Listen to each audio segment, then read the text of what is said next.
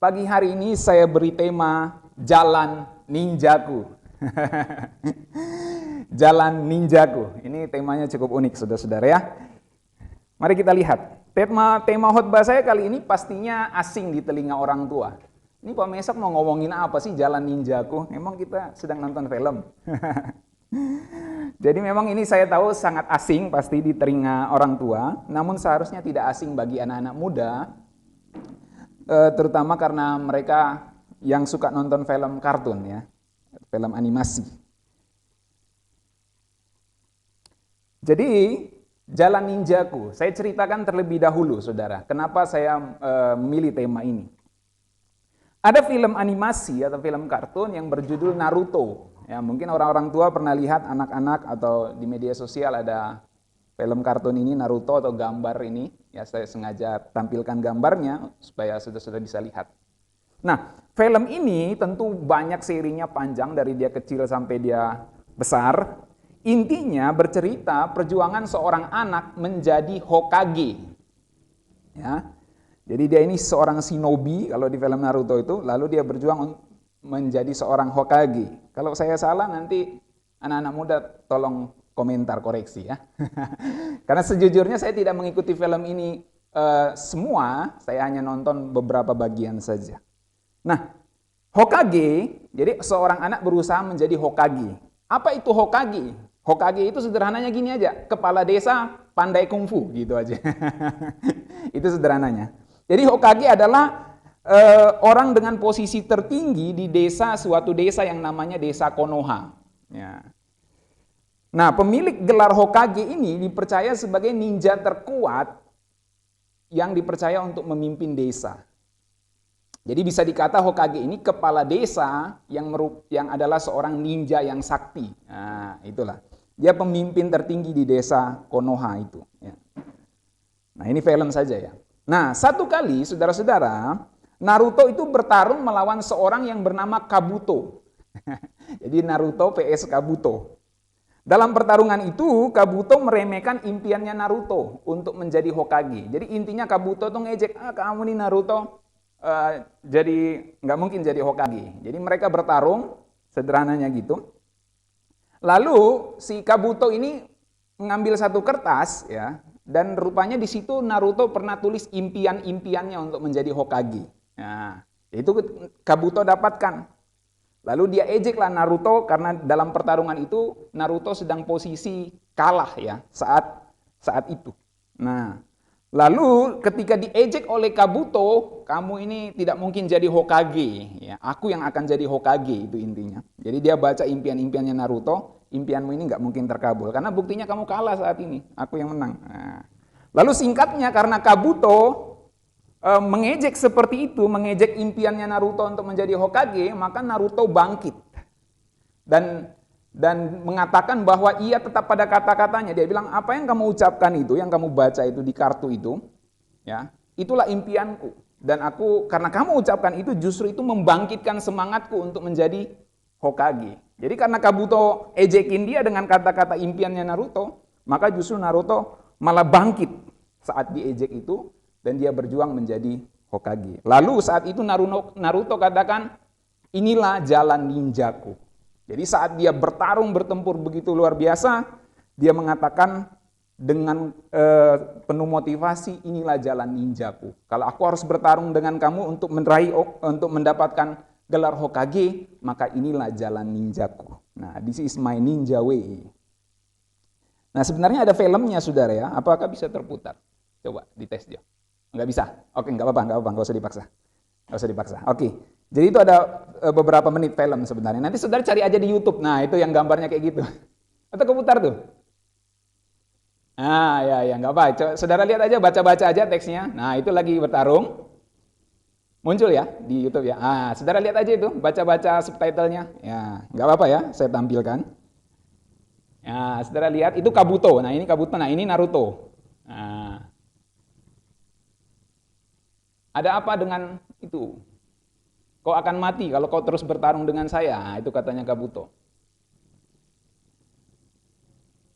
Nah, itu lihat Naruto-nya ditendang-tendang.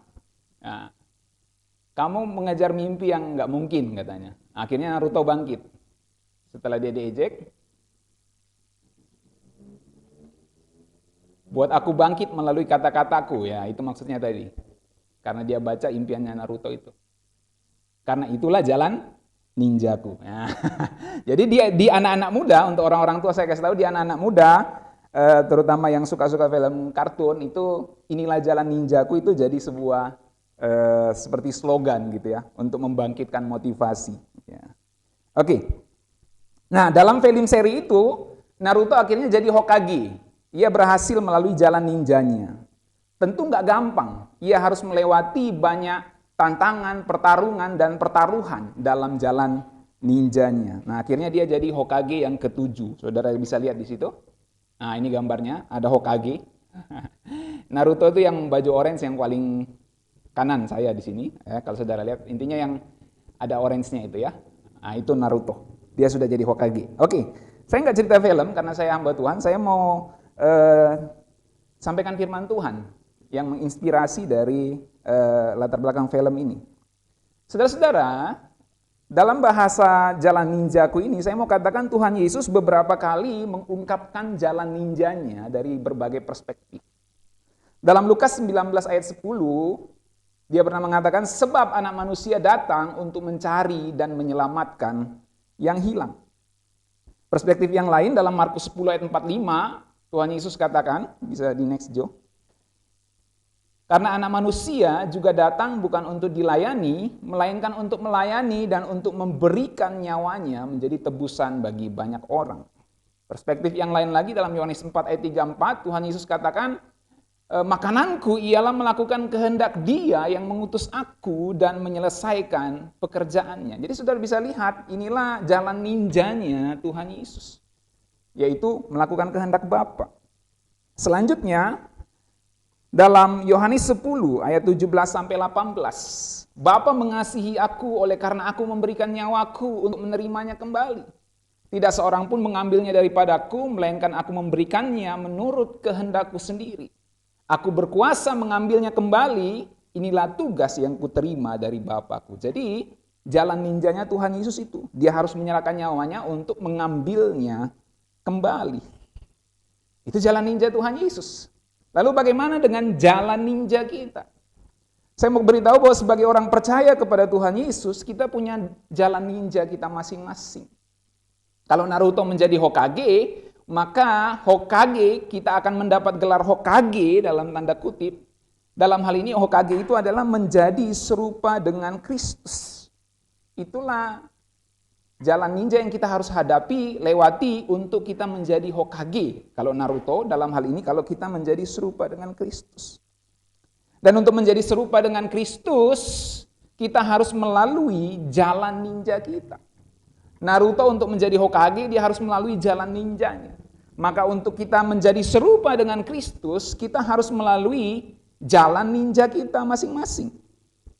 Nah, kalau kita pernah nyanyi, ku mau sepertimu Yesus, disempurnakan selalu, dan selanjutnya, itu sama seperti Naruto yang menulis impiannya untuk menjadi Hokage. Dia tulis di sebuah kertas, sama seperti kita menyanyikan, ku mau sepertimu Yesus, disempurnakan selalu.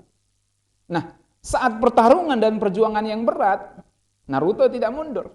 Ia tidak menarik kata-katanya. Ia justru berdiri di atas kata-katanya dan berkata, inilah jalan ninjaku. Seharusnya kita sebagai orang percaya seperti ini, saudara. Ketika ada pertarungan, ada perjuangan berat dalam hidup ini, ada tantangan dalam hidup ini, maka kita perlu mengatakan kepada Tuhan, inilah Tuhan jalan ninjaku untuk engkau sempurnakan menjadi seperti dirimu. Nah, poin yang saya mau sampaikan adalah bahwa untuk menjadi seperti Tuhan Yesus, kita harus siap hadapi pertarungan. Pertaruhan, perjuangan, ujian, tantangan, pergumulan, dan persoalan-persoalan yang berat dalam hidup ini. Dan saudara perlu tahu bahwa itulah jalan ninja kita. Bukankah Tuhan Yesus pernah mengatakan setiap orang yang mengikut aku, dia harus memikul salibnya dan mengikut aku. Itulah jalan ninja kita, saudara. Tantangan dalam jalan ninja kita bisa berupa masalah keuangan, bisa berupa masalah keluarga, masalah pekerjaan, masalah kesehatan, dan lain-lain. Apalagi di situasi pandemi ini, saudara. Saya tahu ada beberapa orang yang di PHK, sudah tidak punya lagi pekerjaan, dirumahkan, gaji dipotong. Ya, ada yang masih kerja tapi gajinya dipotong, ya, karena nggak ada uang transfer, karena work from home. Lalu sulitnya melamar kerja bagi yang masih mau melamar kerja, saudara. Ini situasi yang sulit di pandemi ini. Ini salah satu tantangan dalam jalan ninja kita untuk jadi serupa dengan Kristus. Masalah lain, persoalan lain dalam jalan ninja kita adalah sakit, keterbatasan fisik, dipersulit oleh orang lain. Ya, ada misalnya kita mau urus bantuan atau urus ini, kita dipersulit, itu salah satu tantangan dalam hidup ini. Bahkan tidak heran kita digosipin, diceritain di belakang. Ada yang dihianati dalam relationship-nya, dibohongi, dihianati. Itu semua persoalan dalam jalan ninja kita. Sama seperti Naruto harus menghadapi berbagai perjuangan tadi. Bahkan salah satu tantangan dalam hidup ini, dalam jalan ninja kita untuk menjadi seperti Tuhan Yesus adalah di mana kita harus memilih Tuhan atau dosa. Kita harus memilih menyenangkan hati Tuhan atau menyenangkan daging ini. Saat ada tawaran dosa di hadapan kita, dan saat kita melakukannya kita tahu tidak ada orang yang melihat. Apakah kita lebih memilih menyenangkan daging kita atau lebih memilih menyenangkan hati Tuhan? Itu semua tantangan, itu semua peperangan rohani dalam jalan ninja kita. Nah, itu sebabnya saya pernah katakan beberapa minggu yang lalu, 2 minggu yang lalu, saat saya khotbah tentang ayo main games. Saya pernah katakan jadi Kristen itu kita nambahin pekerjaan baru, nambahin masalah baru, kesulitan baru, yaitu berjuang menjadi sempurna seperti Tuhan Yesus. Beberapa waktu lalu, Ibu Lili kirimkan saya video, ada seorang wanita di Aceh yang bertobat, dia katanya dijumpai Tuhan Yesus, dipanggil Tuhan Yesus, dan dia harus menghadapi tantangan dari keluarganya. Dan saya sudah nonton itu dan sempat terharu saya, saudara. Saya menangis, ya. Ada sedikit air mata karena melihat sedihnya orang-orang mengikut Tuhan Yesus. Jadi saudara lihat, mengikut Tuhan Yesus itu nambahin masalah baru dalam hidupmu. Nah, tetapi saya mau katakan itulah jalan ninja kita sebagai pengikut Tuhan Yesus. Naruto untuk menjadi Hokage bukan sesuatu yang gampang. Dia harus menghadapi banyak pertarungan, bahkan hal-hal yang bersifat emosional dia harus hadapi. Ya, saya tidak nonton semua film itu, tetapi saya rasa anak-anak muda yang nonton itu tahu yang saya ngomong ini. Jadi itulah jalan ninja yang kita harus ikuti sebagai pengikut Tuhan Yesus. Kalau film dunia saja yang Naruto yang jelas-jelas bukan film rohani, menunjukkan untuk mendapat sesuatu, menjadi Hokage dia harus melalui jalan ninjanya, tantangan masalah. Dan untuk menjadi seperti Tuhan Yesus itulah yang kita hadapi. Berbagai masalah baru yang akan timbul dalam hidup kita. Itu sebabnya dalam 1 Yohanes 2 ayat 5 firman Tuhan katakan, tetapi barang siapa menuruti firman-Nya di dalam orang itu sungguh sudah sempurna kasih Allah, dan itulah kita ketahui bahwa kita ada di dalam Dia. Barang siapa mengatakan bahwa ia ada di dalam Kristus, ia wajib hidup sama seperti Kristus telah hidup. Jadi kalau kamu bilang gini, aku nih Kristen, aku ini pengikut Tuhan Yesus, maka kamu wajib hidup sama seperti Kristus hidup. Itulah jalan ninjamu. Dan seringkali untuk menjadi seperti Kristus, untuk wajib hidup sama seperti Kristus, bentuknya adalah berbagai masalah dalam hidup ini. Termasuk masalah-masalah di tengah pandemi ini, saudara. Maka setiap kita punya jalan ninja yang unik, masing-masing berbeda. Matius 5 ayat 48, karena itu haruslah kamu sempurna, sama seperti Bapamu yang di sorga adalah sempurna. Itulah tujuan kita, itulah dalam tanda kutip gelar kita untuk menjadi Hokage. Sempurna seperti Bapa. Lalu, dalam khotbah tentang ayo main games juga 2 minggu yang lalu saya sampaikan logika main games. Bahwa orang yang sukses, orang yang hebat, orang yang jago selesaikan games adalah orang yang menghadapi lebih banyak masalah dibandingkan dengan orang yang tidak sukses, yang gak hebat, yang gak jago. Amin? Anak-anak yang suka main games. Ya. Kalau kita main ke level-level berikutnya, kesulitannya akan bertambah. Dan kalau kita berhasil lewati, itu berarti kita orang yang telah melewati banyak kesulitan. Kenapa? Karena kita sudah lewati banyak level, banyak masalah, kesulitan di dalam games itu. Begitu juga seperti di film Naruto. Ia melewati banyak pertarungan melawan musuh-musuh yang tangguh, baru ia bisa menyelesaikan jalan ninjanya dan menjadi Hokage. Nah, Naruto terus saya cerita dari tadi, karena itu memang latar belakangnya, saudara. Saya mau kasih tahu bahwa Alkitab ajarkan bahwa Allah turut bekerja dalam segala sesuatu untuk mendatangkan kebaikan bagi orang-orang yang mengasihi Dia. Dan kebaikan itu adalah bagaimana kita menjadi serupa dengan Tuhan Yesus. Ayat yang sering saya bacakan dari mimbar ini, Roma 8 ayat 28 sampai 30 saya bacakan, kita tahu sekarang bahwa Allah turut bekerja dalam segala sesuatu untuk mendatangkan kebaikan bagi mereka yang mengasihi Dia. Saudara perhatikan, kebaikan bagi mereka yang mengasihi Dia, yaitu bagi mereka yang terpanggil sesuai dengan rencana Allah. Sebab semua orang yang dipilihnya dari semula, mereka juga ditentukan dari semula untuk menjadi serupa dengan gambaran anaknya. Saudara perhatikan, kebaikan itulah yang disebut dalam ayat 29 menjadi serupa dengan gambaran anaknya. Supaya ia anaknya itu menjadi yang sulung di antara banyak saudara. Dan mereka yang ditentukannya dari semula, mereka itu juga dipanggilnya. Dan mereka yang dipanggilnya, mereka juga dibenarkannya. Dan mereka yang dibenarkannya, mereka itu juga dimuliakannya. Nah, saudara-saudara, dari perspektif Roma 8 ayat 28 sampai 30, jalan ninja kita adalah dibenarkannya. Kalau kita lihat dari Roma 8 ayat 28 sampai 30 itu, jalan ninja kita adalah terletak pada kata dibenarkannya.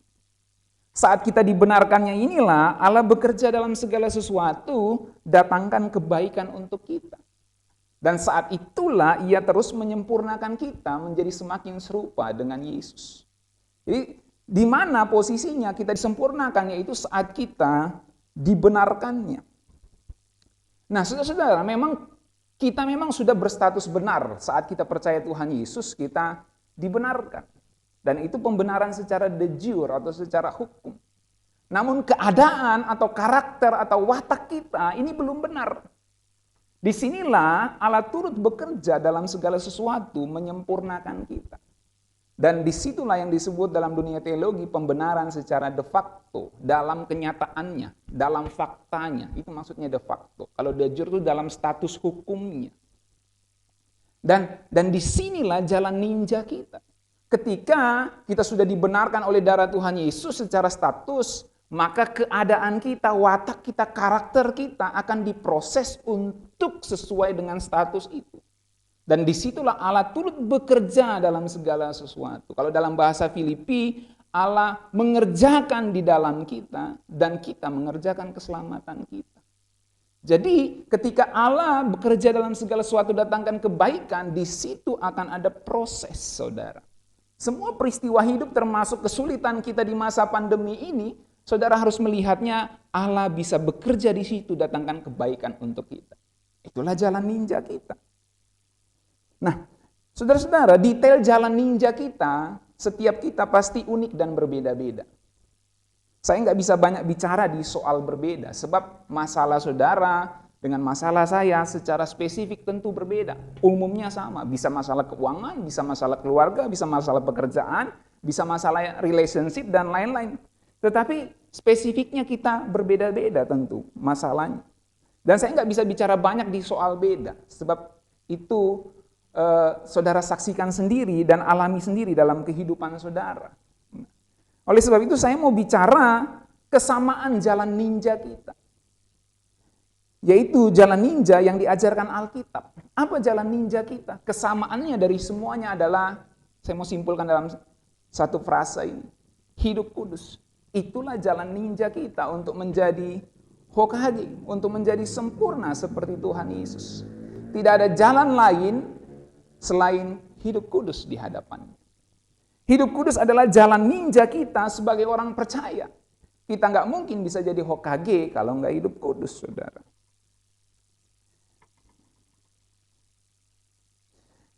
Bahkan saya suka kalimat ini dan saya sering ucapkan bahwa kita menjadi versi terbaik dalam hidup kita saat kita hidup kudus. Dan kita menjadi versi terbodoh dalam hidup kita saat kita ikuti keinginan kita yang jahat, yaitu saat kita dikuasai oleh hawa nafsu. 1 Petrus 1 ayat 14 sampai 16 firman Tuhan katakan begini, hiduplah sebagai anak-anak yang taat dan jangan turuti hawa nafsu yang menguasai kamu pada waktu kebodohanmu. Tetapi hendaklah kamu menjadi kudus di dalam seluruh hidupmu, sama seperti Dia yang kudus yang telah memanggil kamu. Sebab ada tertulis, kuduslah kamu sebab aku kudus. Saudara bisa lihat kenapa kita menjadi versi terbaik kita waktu kita kudus. Karena kita menjadi sama seperti Tuhan Yesus. Sama seperti Allah yang adalah kudus. Kuduslah kamu sebab aku kudus. Nah, saudara-saudara, saat ujian pendeta, ya saya cerita sedikit pengalaman saya. Ada satu pertanyaan dari penguji seperti ini. Apakah yang mendasari semua sifat Allah? Dan itu saya sudah kerjakan secara tertulis. Saya jawab, dasar semua sifat Allah adalah kekudusannya. Tetapi ternyata yang penguji mau dasar semua sifat Allah itu adalah kasih-Nya. Ya, saya sebutkan dulu. Sifat-sifat Allah misalnya kasih, adil, berdaulat, benar, setia, kudus, dan lain-lain ya, semua sifat Allah. Jadi apa yang mendasari semua sifat Allah? Yang mendasari keadilan, kesetiaan, yang mendasari kasih-Nya. Nah, saya jawab kekudusannya. Tetapi ternyata penguji maunya kasih-Nya. Alasan dari penguji itu bahwa iman, pengharapan dan kasih yang paling besar diantaranya adalah kasih. Mereka pakai dasar itu. Lalu mereka katakan iman dan pengharapan itu enggak diperlukan di sorga, tetapi kasih itu diperlukan. Oke, lalu saya jawab, saya punya perspektif yang berbeda. Saya menjawab bahwa dasar semua sifat Allah adalah kekudusannya. Ya. Sebab kasih, keadilan, semua itu karena kekudusannya. Allah kasih, Dia harus mengampuni manusia berdosa. Allah yang kasih.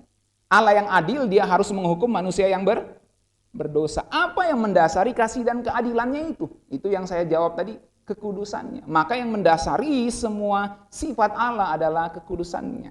Lalu saya jawab, bahkan di sorga adalah lagunya adalah kudus, kudus, kuduslah Tuhan.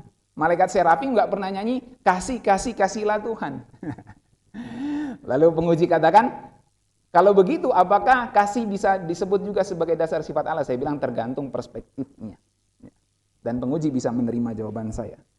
Sebab memang menurut saya memang kekudusan Allah lah, kekudusan Tuhan lah yang mendasari semua sifatnya. Bahkan kita dipanggil, kita dipilih sejak semula untuk menjadi kudus seperti Dia kudus. Itulah dasar dari semua sifat Allah, kekudusannya. Nah, saudara-saudara, lagu yang kita nyanyikan tadi sangat bagus. Apapun juga menimpamu, Tuhan menjagamu. Nah, saudara-saudara, karena kita percaya Tuhan jaga kita, maka yang perlu kita lakukan adalah meresponi semua persoalan yang menimpa kita dengan benar. Kita percaya Tuhan jaga kita, amin. Kita percaya Tuhan pelihara kita bahkan di situasi sulit yang kita hadapi. Saya tahu ada yang di PHK, saya tahu ada yang dirumahkan, saya tahu ada yang kesulitan mencari pekerjaan, saya tahu ada yang gajinya dipotong. Ya. Kita mengalami kesulitan, bahkan mungkin kesulitan lain karena social distancing, karena pembatasan, dan lain-lain. Ya. Bahkan kita mungkin sedikit khawatir, takut, keluar ke sana kemari, waspada, berjaga-jaga, saudara. Ini semua yang harus kita hadapi di masa pandemi ini. Tapi kita percaya Tuhan jaga kita. Maka yang harus kita lakukan adalah meresponi semua persoalan yang menimpa kita ini dengan benar. Karena kita sudah yakin Tuhan jaga kita. Selanjutnya kalau Tuhan yakin, kalau engkau yakin Tuhan jaga kamu, terus apa yang kamu lakukan? Adalah meresponi setiap persoalan dengan benar. Karena engkau orang yang disertai Tuhan, maka engkau harus meresponi setiap persoalan itu dengan benar. Dan saya mau katakan bahwa merespon setiap persoalan dengan benar adalah salah satu bentuk hidup kudus di hadapan. Kita nggak mungkin bisa hidup kudus di hadapannya kalau kita menghadapi setiap persoalan tidak dengan respon yang benar. Dan itulah jalan ninja kita. Bahkan mungkin kita harus menunggu, kita harus mengantri, kita harus menghadapi berbagai persoalan keuangan, keluarga, dan lain-lain, maka kita harus merespon dengan benar. Seringkali respon yang tidak benar adalah sumber masalah dalam keluarga dan dalam hal yang lain, saudara. Respon kita terhadap masalah menjadi penentu. Perhatikan ini, respon kita terhadap masalah menjadi penentu apakah kita menyenangkan hati Bapa di sorga atau tidak. Kalau kita baca dalam Matius 3 ayat 17, satu kali Tuhan Yesus dibaptis dan saya kira saudara semua tahu ini, kemudian terdengar suara Allah mengatakan, inilah anakku yang kukasihi, ia menyenangkan hatiku. Ini kalau nggak salah dalam terjemahan bahasa Indonesia sehari-hari. Saya lupa taruh terjemahannya. Markus 1 ayat 11, kemudian terdengar suara Allah mengatakan, engkaulah anakku yang kukasihi, engkau menyenangkan hatiku. Saya perhatikan bahwa Tuhan Yesus diklaim oleh Bapa, dia menyenangkan hatinya Bapa di sorga. Tuhan Yesus menyenangkan hati Bapa di sorga. Dan itu terbukti dalam sejarah perjalanan hidup Tuhan Yesus. Saat dia merespon. Kenapa Tuhan Yesus itu disebut menyenangkan hati Bapa di sorga selain dia menyelesaikan misinya? Pada satu perspektif dia memiliki respon yang baik ketika dia menjalani jalan ninjanya. Sudah perhatikan di situ 1 Petrus 2 ayat 21 sampai 23. Sebab untuk itulah kamu dipanggil, karena Kristus pun telah menderita untuk kamu dan meninggalkan teladan bagimu supaya kamu mengikuti jejaknya. Jadi kita diminta untuk menjalani jalan ninja kita seperti Tuhan Yesus. Ia tidak berbuat dosa dan tipu tidak ada dalam mulutnya. Nah, ini respon Tuhan Yesus. Ketika ia dicaci maki, ia tidak membalas dengan caci maki. Itu respon.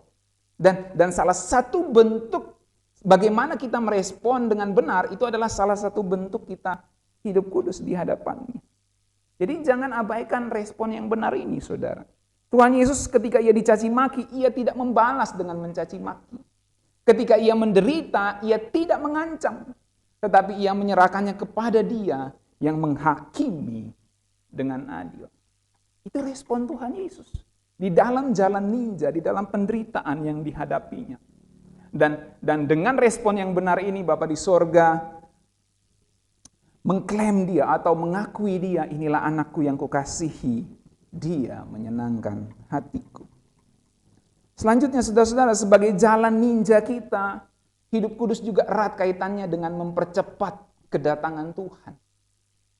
Kenapa? Karena kalau Tuhan datang kita dimuliakan. Atau dalam bahasa film Naruto, kalau Tuhan datang kita jadi Hokage, kita dimuliakan. Setiap orang yang ditentukannya, dipilihnya, dipanggilnya, dibenarkannya, dimuliakannya. Dalam kitab Roma tadi. Dalam 2 Petrus 3 ayat 10 sampai 12 saya bacakan firman Tuhan. Tetapi hari Tuhan akan tiba seperti pencuri, pada hari itu langit akan lenyap dengan gemuruh yang dahsyat dan unsur-unsur dunia akan hangus dalam nyala api dan bumi dan segala yang ada di atasnya akan hilang lenyap.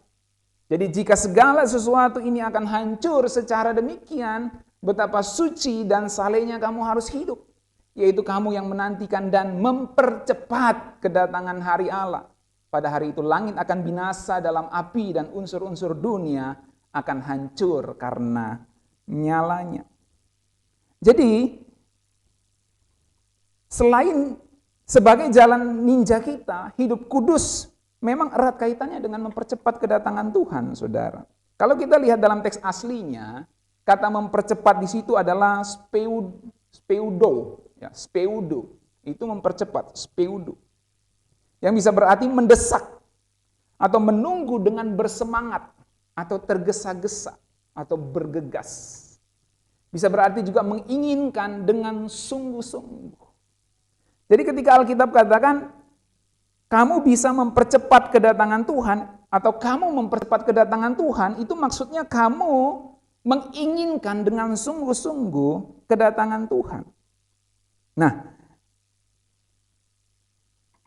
jadi dari kata speudo ini kita bisa ngerti bahwa kita bisa disebut mempercepat kedatangan Tuhan kalau kita menginginkan kedatangan Tuhan dengan sungguh-sungguh. Dan itu dibuktikan dengan hidup kudus di hadapannya. Kenapa kalau kita hidup kudus di hadapannya, kita jadi menginginkan Tuhan datang? Sebab kita mau mahkota kita mau bertemu dengan Tuhan yang selama ini kita layani. Kenapa banyak orang takut mati, banyak orang takut Tuhan Yesus datang? Sebab dia tidak hidup dalam kekudusan.